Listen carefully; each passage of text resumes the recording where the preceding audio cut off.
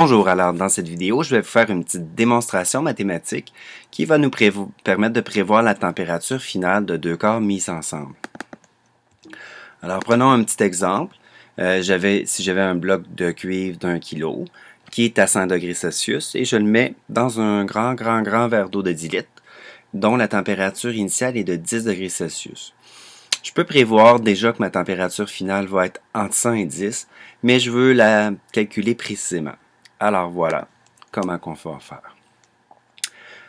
Donc, première chose, Q1 égale moins Q2. Donc, on considère que la chaleur de 1 est complètement absorbée par l'autre substance.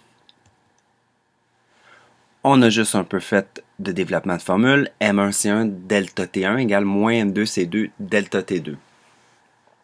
Puisque c'est la température finale que je cherche, ce que je vais faire maintenant, c'est ouvrir ma parenthèse pour faire apparaître le TF. Alors, je l'ai mis en caractère jaune parce que j'ai TF1 d'un côté et j'ai TF2 de l'autre côté.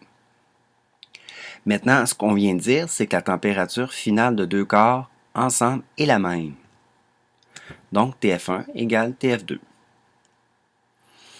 Puisque je désire isoler TF, ce que je vais faire, c'est une distributivité. Donc, je vais distribuer mon M1C1 sur ma parenthèse et la même chose avec le moins M2C2.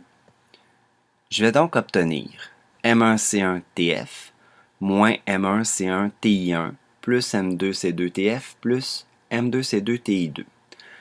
Maintenant, mon TF, il est des deux côtés de l'égalité, alors je voudrais qu'il soit d'un seul côté. Alors, je vais prendre ici mon moins M2C2TF pour qu'il soit de l'autre côté. Donc, je dois additionner M2C2TF de ce côté-ci. Et je vais additionner aussi de ce côté-ci puisque c'est une égalité. Moins plus, c'est les opérations mathématiques contraires, donc il va disparaître. Maintenant, je vais faire la même chose avec M1C1TI1, puis M1, donc je vais l'additionner de chaque côté pour ici éliminer. Donc ça a l'air un peu compliqué, mais on simplifie tout ça. Je me retrouve avec M1C1TF plus M2C2TF. Donc, j'ai ici mes TF qui sont du même côté de l'égalité et mes deux autres sont de l'autre côté de l'égalité. J'avance, il ne me reste pas grand-chose. Maintenant, mon TF, je veux le mettre seul. Je vais donc le mettre en évidence. Alors, je mets TF en évidence, j'ouvre ma parenthèse, M1C1 plus M2C2. Et de l'autre côté de l'égalité, ça n'a pas été modifié.